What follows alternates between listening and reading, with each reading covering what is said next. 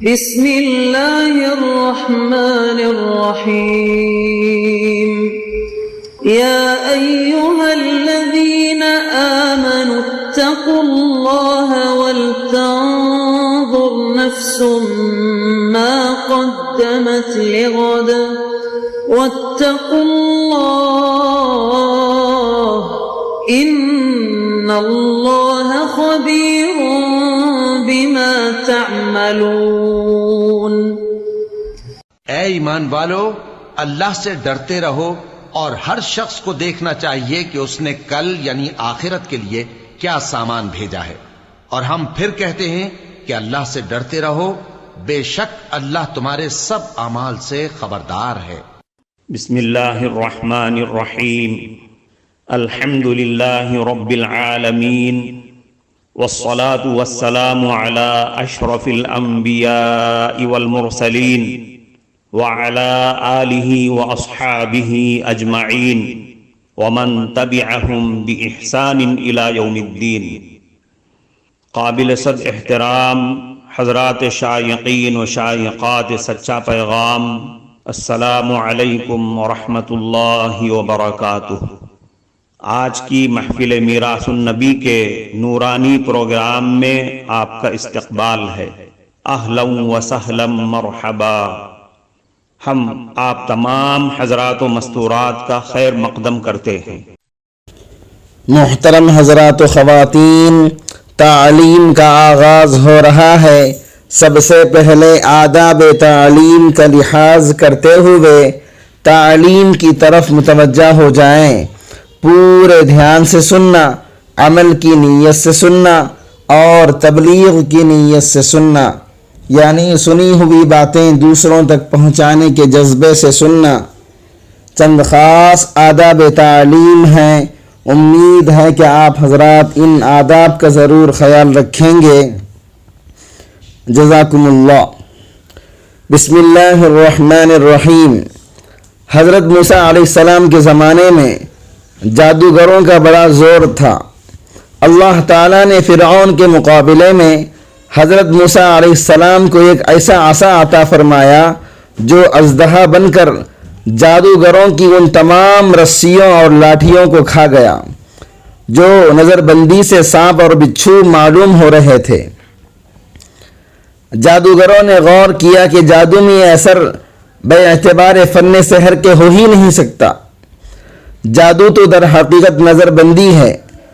جادو میں اتنا دم کہاں ہے کہ وہ شے کی حقیقت کو بدل دے، اور یہ عصا جب اژدہا بنا تو در حقیقت یہ اژدہا بن گیا، اور اس نے ہماری تمام ان رسیوں اور لاٹھیوں کو جن کو ہم نے نظر بندی سے سانپ اور بچھو کی شکل میں کر دکھا دیا تھا، وہ لاٹھی جو اژدہا بن گئی تمام کو نگل لیا۔ بس یقیناً یہ شان معجزے ہی کی ہو سکتی ہے جو رسولوں کو دیا جاتا ہے۔ بس جادوگروں نے جب اپنی عاجزی کو کھلی آنکھوں مشاہدہ کر لیا، جادو اور معجزہ کا فرق خوب سمجھ میں آ گیا تو سجدے میں گر گئے، کیونکہ ان کو یقین آ گیا کہ یقیناً یہ جادو نہیں ہے اور مقابلہ جادو کا ممکن ہے نہ کہ معجزے کا۔ بس سارے کے سارے جادوگر بول اٹھے، ہم سب کے سب ایمان لے آئے۔ قالوا ربنا برب العالمین رب موسیٰ و ہارون، ہم ایمان لے آئے رب العالمین پر جو موسیٰ اور ہارون کا بھی رب ہے۔ موسیٰ اور ہارون کا رب اس لیے کہا کہ فرعون مردود کہیں اپنے متعلق نہ سمجھ جائے کہ یہ لوگ مجھ پر ایمان لے آئے ہیں، کیونکہ فرعون بھی اپنے آپ کو رب اعلیٰ کہتا تھا۔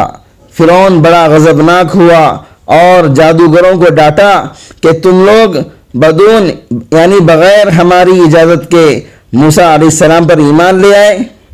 معلوم ہوتا ہے کہ تم سبوں کے موسیٰ استاذ تھے، اب تم کو حقیقت معلوم ہو جائے گی۔ ابھی میں تمہارے ایک طرف کے ہاتھ اور دوسری طرف کے پاؤں کاٹوں گا اور تم سب کو سولی پر لٹکا دوں گا، ٹانگ دوں گا۔ جادوگروں نے جواب دیا، کوئی حرج نہیں، لا ضیر انا الی ربنا منقلبون، إنا نطمع أن يغفر لنا ربنا خطايانا أن كنا أول المؤمنين. کچھ حرج نہیں، ہم اپنے مالک کے پاس پہنچ جائیں گے. ہم امید رکھتے ہیں کہ ہمارا پروردگار ہماری خطاؤں کو معاف کر دے گا، اس وجہ سے کہ ہم سب سے پہلے ایمان لے آئے. حضرت موسیٰ علیہ السلام اور تجلی طور. جب کوہ طور پر اللہ تعالیٰ کی تجلی ظاہر ہوئی تو موسیٰ علیہ السلام کے چہرے پر تجلی طور کے بعد ایسی قوی تجلی رہتی تھی کہ بدون نقاب یعنی بغیر نقاب کے آپ کے چہرے کو جو دیکھتا اس کے آنکھ کی روشنی ختم ہو جاتی. انہوں نے اللہ تعالیٰ سے عرض کیا کہ ایسا نقاب عطا فرما دیں جو اس قوی نور کا پردہ بن جائے اور آپ کی مخلوق کی آنکھوں کو نقصان نہ پہنچے. اللہ تعالیٰ نے ارشاد فرمایا اپنے کمبل کا نقاب بنا لو جو کوہ طور پر آپ کے جسم پر تھا، کیونکہ اس نے طور کی تجلی کا تحمل کیا ہوا ہے. اس کمبل کے ٹکڑے نے وہ کام کیا جو آہنی دیواریں بھی نہیں کر سکتی تھیں. اب حضرت صفورہ رضی اللہ عنہا جو آپ کی اہلیہ محترمہ تھیں اور آپ کے حسن کی عاشقہ تھیں، اس نقاب سے بے چین ہو گئیں تو آپ نے اسی شوق اور بیتابی سے ایک آنکھ سے حضرت موسیٰ علیہ السلام کے چہرے کو دیکھا تو وہ آنکھ چلی گئی. اس کے بعد بھی ان کو صبر نہ آیا تو دوسری آنکھ بھی کھول کر دیکھ دی تو وہ بھی بے نور ہو گئی. اس وقت ایک عورت نے حضرت صفورہ سے پوچھا کیا تمہیں اپنی آنکھوں کے بے نور ہونے پر حسرت اور غم ہے؟ فرمایا مجھے تو حسرت ہے کہ ایسی 100,000 آنکھیں اور بھی عطا ہو جائیں تو میں ان سب کو محبوب پر قربان کر دیتی. اللہ تعالیٰ کو حضرت صفورہ کا یہ کلام بہت زیادہ پسند آیا اور خزانہ غیب سے دونوں آنکھوں کو ایسا نور عطا کر دیا جس سے وہ ہمیشہ حضرت موسیٰ علیہ السلام کو دیکھا کرتی تھیں، اور ان میں ایسا تحمل پیدا کر دیا کہ پھر کبھی نور خاص سے آنکھیں ضائع نہ ہوئیں. حضرت ایوب علیہ السلام کا امتحان. حضرت موسیٰ علیہ السلام کے زمانے میں بنی اسرائیل کی بہت ترقی ہوئی، مگر ان کی وفات کے بعد آہستہ آہستہ ان میں اختلافات پیدا ہو گئے اور اللہ تعالیٰ کے بتائے ہوئے صحیح راستے کو بھول گئے. بنی اسرائیل کی ہدایت کے لیے اللہ تعالیٰ نے اور کتنے ہی نبی بھیجے جو حضرت موسیٰ علیہ السلام پر نازل کی ہوئی کتاب تورات کی تعلیم دیتے رہے اور بنی اسرائیل کو سیدھے راستے پر لگاتے رہے. حضرت ایوب علیہ السلام بھی انہی پیغمبروں میں سے ہیں جو بنی اسرائیل کو تورات کی تعلیم دینے کے لیے تشریف لے آئے تھے. حضرت ایوب علیہ السلام اللہ تعالیٰ کے بڑے صابر پیغمبر گزرے ہیں. آپ کا ذکر بھی کئی جگہ قرآن مجید میں ملتا ہے. آپ بڑے ہی مالدار اور خوشحال تھے اور آپ کی بہت سی اولادیں تھیں. آپ اللہ تعالیٰ کی ان نعمتوں پر ہر وقت شکر ادا کیا کرتے تھے. ہر طرف خوشی ہی خوشی تھی. رنج و غم، فکر اور اندیشہ کا کہیں دور دور تک نام و نشان نہیں تھا. آخر آپ کی آزمائش کا وقت آ گیا تاکہ اللہ تعالیٰ کے سچے بندوں کی نشانی رہتی دنیا تک قائم رہے. صبر اور شکر کی مثالیں ہمیشہ زندہ رہیں. اللہ تعالیٰ نے ایک ایک کر کے اپنی نعمتیں واپس لینا شروع کر دیا. مال، دولت، باغات، سبزہ زار، کھیت، مکانات، جانور، اولاد سب کے سب رخصت ہو گئے اور آخر میں صحت نے بھی جواب دے دیا. مگر آپ ان تمام مصیبتوں پر بھی اللہ تعالیٰ کا شکر ہی ادا کرتے رہے اور اللہ تعالیٰ ہی کی یاد میں لگے رہتے. شکوہ شکایت تک نہ کرتے، نہ شکری کا ذکر ہی نہیں کیا. حضرت یونس علیہ السلام، قرآن پاک میں آپ کا ذکر بار بار آیا ہے. سورہ انعام، سورہ یونس، سورہ صافات اور سورہ انبیاء میں آپ کا ذکر مبارک ملتا ہے.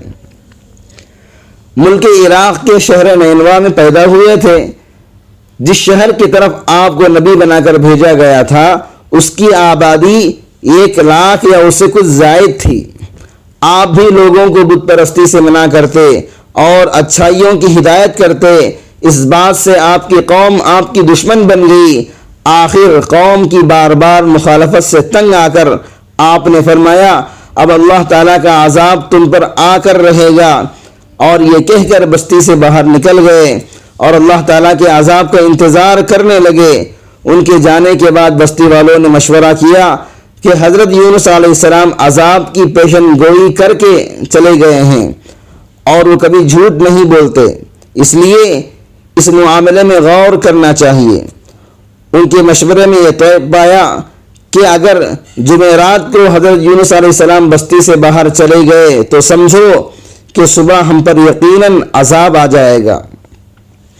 چنانچہ انہوں نے دیکھا کہ حضرت یونس علیہ السلام رات کو بستی سے باہر نکل گئے اور صبح کے وقت عذاب کے آثار ظاہر ہونے لگے تو ان کو یقین ہو گیا کہ اب ہم ہلاک ہونے والے ہیں۔ یہ دیکھ کر حضرت یونس علیہ السلام کو تلاش کیا کہ ان کے ہاتھ پر ایمان لے آئیں، مگر جب ان کو نہیں پایا تو خود ہی اخلاص نیت کے ساتھ توبہ اور استغفار میں لگ گئے۔ بستی سے باہر ایک میدان میں نکل گئے، عورتیں، بچے، جانور سب اس میدان میں جمع کر دیے گئے۔ ٹاٹ کے کپڑے پہن کر عجز و وزاری کے ساتھ عذاب سے پناہ مانگنے میں اس طرح مشغول ہو گئے کہ پورا میدان آہ و بکا سے گونجنے لگا۔ اللہ تعالیٰ نے ان کی توبہ قبول کر لی اور ان سے عذاب ہٹا دیا۔ ادھر حضرت یونس علیہ السلام بستی سے باہر اس انتظار میں تھے کہ اب اس قوم پر عذاب نازل ہوگا، مگر عذاب نازل نہ ہوا۔ قوم کے توبہ اور استغفار کا ان کو علم نہیں تھا، اس لیے ان کو یہ فکر لاحق ہوئی کہ اب اگر میں بستی میں چلا گیا تو لوگ مجھے جھوٹا قرار دے کر قتل کر دیں گے، کیونکہ ان بستی والوں کا قانون یہی تھا کہ جھوٹے آدمی کو قتل کر دیا کرتے تھے۔ اس بنا پر حضرت یونس علیہ السلام نے یہاں سے ہجرت کرنے کا ارادہ کر لیا اور شہر سے باہر نکل کھڑے ہوئے۔ چلتے چلتے چلے گئے یہاں تک کہ بحر روم کے کنارے پہنچ گئے۔ وہاں ایک کشتی جانے کے لیے تیار تھی، اس پر سوار ہو کر روانہ ہو گئے۔ جب کشتی بیچ سمندر میں پہنچی تو رک گئی۔ ملاح نے کہا اس کشتی میں کوئی غلام ہے جو اپنے مالک سے بھاگ کر آیا ہے، جب تک وہ نہیں اترے گا کشتی آگے نہیں چلے گی۔ حضرت یونس علیہ السلام بول اٹھے وہ بھاگا ہوا غلام میں ہی ہوں، مجھے سمندر میں ڈال دو۔ اور یہ اس وجہ سے کہ حضرت یونس علیہ السلام نے ہجرت کرنے میں اللہ کے حکم کا انتظار نہیں کیا تھا، خود ہی ہجرت کرنے کا فیصلہ کر لیا تھا۔ یہ کام اگرچہ فی نفسی ہی جائز تھا مگر انبیاء کی شایان شان نہیں تھا۔ محترم ناظرین کرام، اس دینی اور ایمانی بیان کو سننے کے دوران ہی اس کو لائک کر دیجئے اور شیئر بھی کر دیجئے تاکہ دوسرے بھی اس سے فائدہ اٹھا سکیں۔ اللہ آپ کو جزائے خیر عطا فرمائے۔ کشتی والے چونکہ آپ کو جانتے تھے اس لیے آپ کو پانی میں ڈالنے پر تیار نہیں ہوئے اور قرآ ڈالنے کا فیصلہ ہوا۔ چنانچہ کئی مرتبہ قرآ ڈالا گیا، ہر مرتبہ آپ ہی کا نام نکلا۔ لوگوں نے آپ کو دریا میں ڈال دیا۔ اللہ کا کرنا ایسا ہوا کہ ایک مچھلی بہت دیر سے منہ کھولے کھڑی تھی، اس نے اللہ کے حکم سے آپ کو نگل لیا۔ حضرت یونس علیہ السلام برابر اللہ کی پاکی اور بزرگی بیان کرتے رہے۔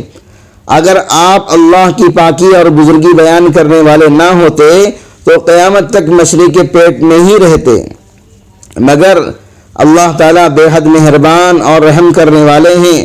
وہ ہر توبہ کرنے والے کی توبہ قبول کرتے ہیں اور ہر پناہ چاہنے والے کو پناہ عطا کرتے ہیں، پناہ بخشتے ہیں۔